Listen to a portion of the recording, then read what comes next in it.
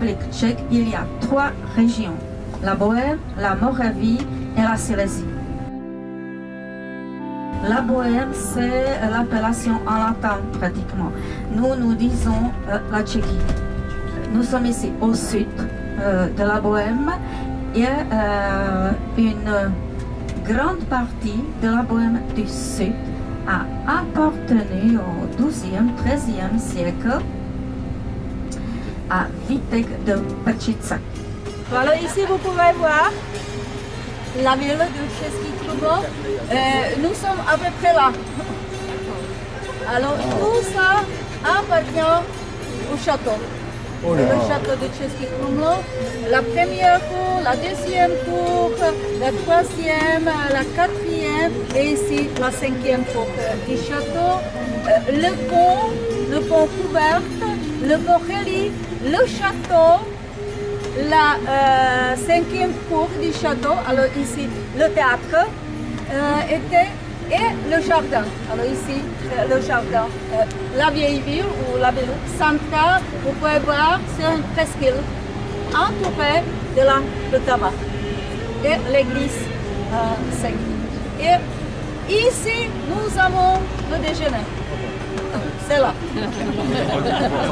Nous commençons notre visite par le château de cette ville de 13 500 habitants, capitale de la région du même nom, baignée, même entourée par la Moldau, classée au patrimoine mondial de l'UNESCO.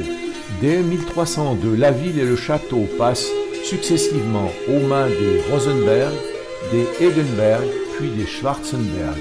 Au XXe siècle, elle devient tchécoslovaque, puis est intégrée au Troisième Reich, avant de redevenir tchécoslovaque. À la fin du communisme, en 1989, commença sa restauration. Ces jardins à la française, certainement plus intéressants à une autre saison qu'en octobre, comportent une fontaine rococo ainsi qu'un pavillon de plaisance où sont données pendant les saisons estivales des représentations théâtrales. Schwarzenberg, on a construit ce pavillon appelé Bellaria. C'était au XVIIIe siècle. Et au XXe siècle, cet amphithéâtre était construit. C'est l'amphithéâtre mobile, c'est-à-dire cette partie se tourne. Et les scènes sont au jardin. C'est vraiment très joli, très intéressant. Mais malheureusement, c'est pas historique, c'est pas du XVIIe, XVIIIe siècle. Et l'UNESCO n'est pas content de cet amphithéâtre, mais les gens l'aiment parce que c'est vraiment très joli en été les spectacles au jardin.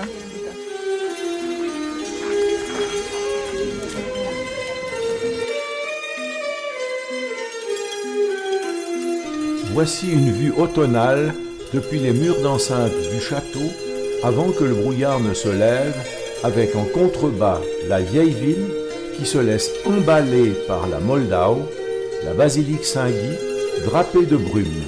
Le contraste est d'autant plus saisissant que la nature, elle, s'est parée de couleurs vives.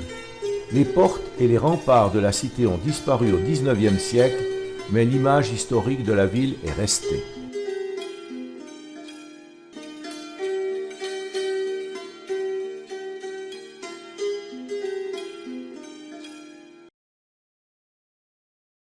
La visite du château débute par la traversée d'une série de cours intérieures richement décorées de peintures et de sgraffites, une technique consistant à orner un revêtement de mortier d'une gravure figurative ou non, souvent en couleur. Le tracé en creux donne au dessin une plus grande fermeté. La majorité des édifices sont en style baroque ou rococo. Au château, tout était, on peut dire. Alors ici la berrerie, alors ici on a fait du verre, le nouveau palais Burgrave et à droite la monnaie, l'hôtel de la monnaie. Et la tour et le châtelet, c'est la partie la plus ancienne de ce château, cela date du XIIIe siècle. À la différence des autres bâtiments, elle est de style médiéval. La construction de ce complexe s'est étalée entre le XIVe et XIXe siècle et demeure l'un des châteaux les mieux conservés quant à la structure des matériaux, les installations intérieures et les détails architecturaux pour tous les édifices de l'Europe centrale. En 1989, cet édifice devient monument national et en 1992 entre dans la liste des ouvrages du patrimoine mondial de l'UNESCO. Autrefois, les propriétaires avaient des ours sur leur armoirie.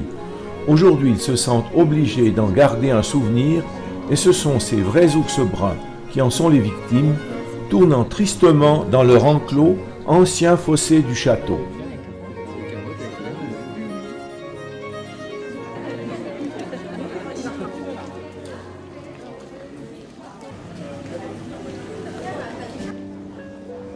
Nous quittons maintenant le domaine du château et descendons vers la vieille ville, sur ces routes pavées très occupées par les touristes. On se croirait dans un musée.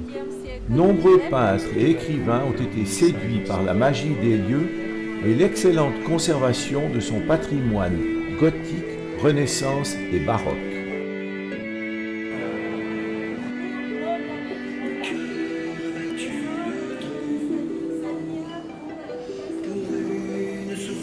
Nous arrivons au pont des Barbiers qui enjambe la Moldau, offrant des échappées intéressantes, en particulier sur le château visité juste auparavant.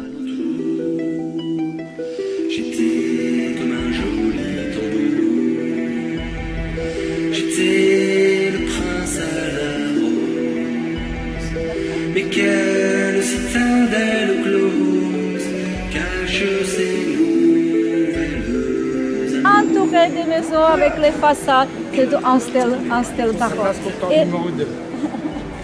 Et en face, c'est maintenant l'hôtel de ville. L'aspect actuel date du début du 19e siècle. Et vous pouvez voir là-bas aussi 4 blasons. Au centre, le lion, c'est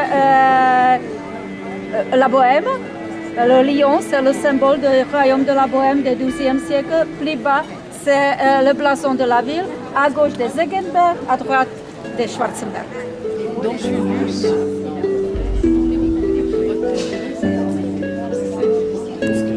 Ah oui, alors là, elle a battu. Alors cette photo-là, on l'envoie.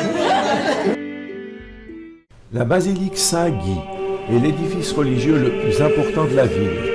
Elle fut construite entre 1340 et 1439 dans le style gothique flamboyant. Elle héberge le tombeau de Guillaume de Rosenberg, grand politicien tchèque, chef des catholiques entêtés. Elle adopte le plan basilical, soit un plan longitudinal avec grande salle, entourée de colonnades intérieures supportant la couverture. La ville, sur le château, c'est la tour d'origine de l'église Saint-Roch. Les jésuites sont arrivés en Bohème au XVIe siècle. Ils se sont installés aussi ici, à Český Krumlov, et ils ont fondé ici le collège.